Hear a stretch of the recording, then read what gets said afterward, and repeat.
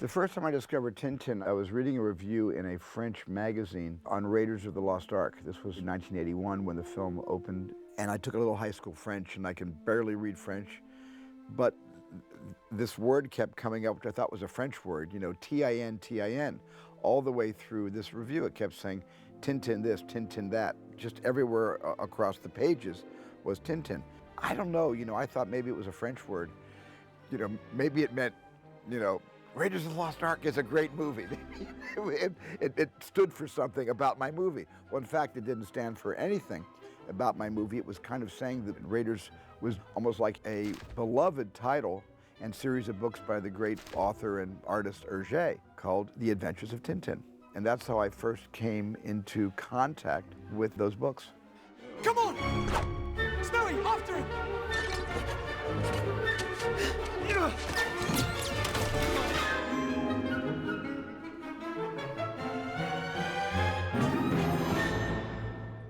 The Tintin books were the first books that I ever read, really, when I was a kid. They were my introduction to the world of reading.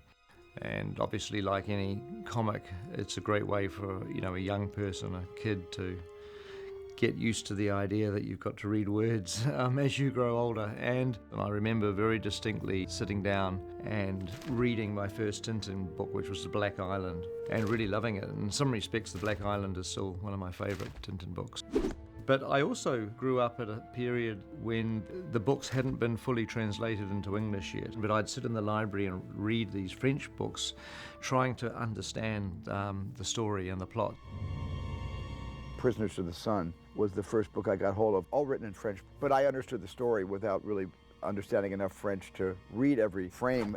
Every single panel told a story in cinematic terms, including color palette, composition, figures in action, very expressive actions, the way Hergé would pose his characters, almost like he was trying to squeeze out 24 frames in a single frame and succeeding. That was, I think, the genius of Hergé. It was a movie. And I started reading all the books and became instantly a fan. When Sir Francis was rescued and returned home, he was convinced his name had been cursed. The beauty with the Tintin stories is that you can approach them on different levels. They function as exciting adventure stories with action, and, you know, for a young kid it certainly stimulates your imagination. But as you grow older, you realize that there's actually some subtext behind the stories. Do you understand? You care about something, you fight for it. And there's great character and slapstick comedy as well.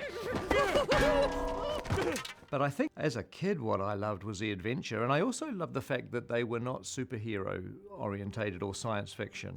The Tintin books are very much based on reality without any magical embellishment. It's just the world that you and I live in. And the adventures that Tintin gets himself into when you're young, you can easily imagine that they could be your adventures as well. And that is one of the secrets of why they're so appealing, I think. What else have you found out? What is there to find? That depends what you're looking for. I'm looking for answers. I only read the books and just based on that, wanted to see if Hergé would consider letting me try to adapt the books into a motion picture or a series of motion pictures. And so I was able to contact Hergé. I was shooting the sequel to Raiders of the Lost Ark, The Temple of Doom, in 1983. When I made contact with Hergé by phone, I had a great chance to talk to him.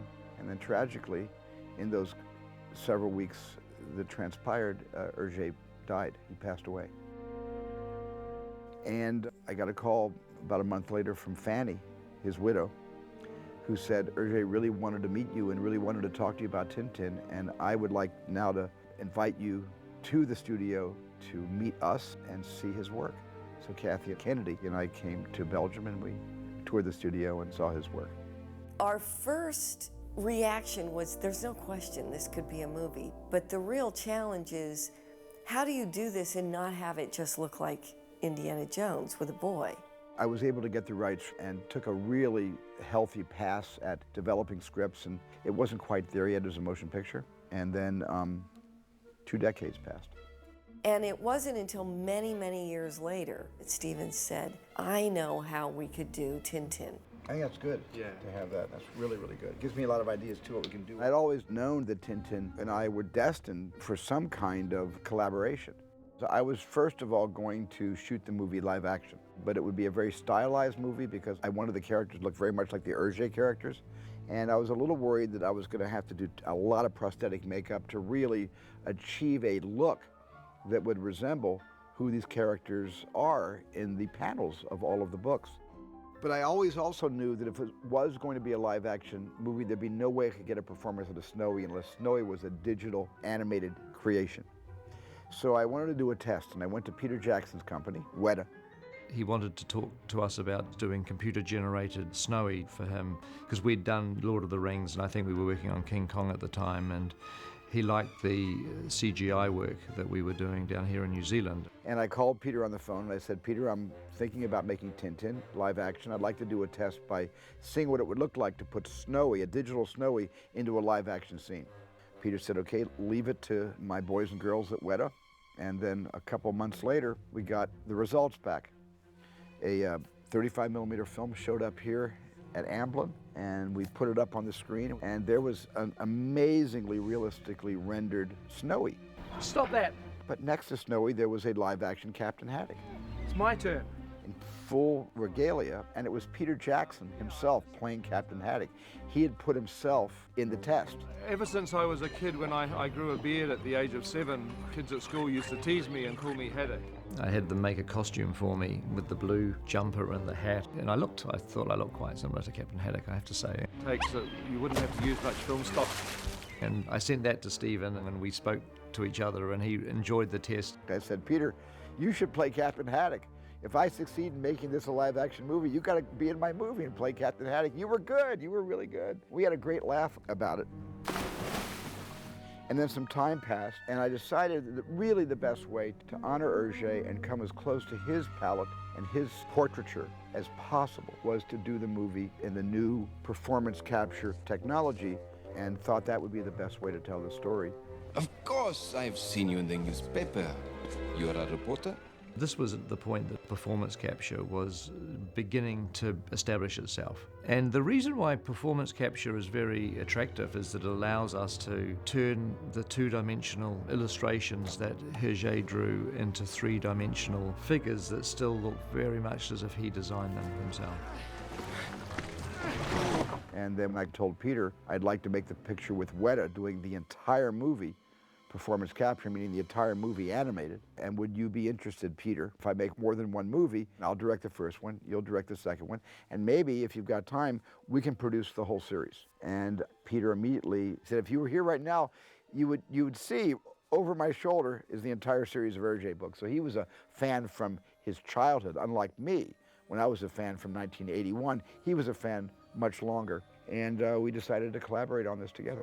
He just takes the drop. And perhaps he has to puppeteer the drop He's around got so that the drop it doesn't around the kind of- finger, and then he can get it right to the tongue, because the glass would it would dissipate in the glass. Well, I think Peter represents the audience internationally that already knows Tintin, and I represent the audience in Canada and America that don't know Tintin. And so I think we both represent both sides of that coin. How's your thirst for adventure, Captain? Unquenchable. Tintin.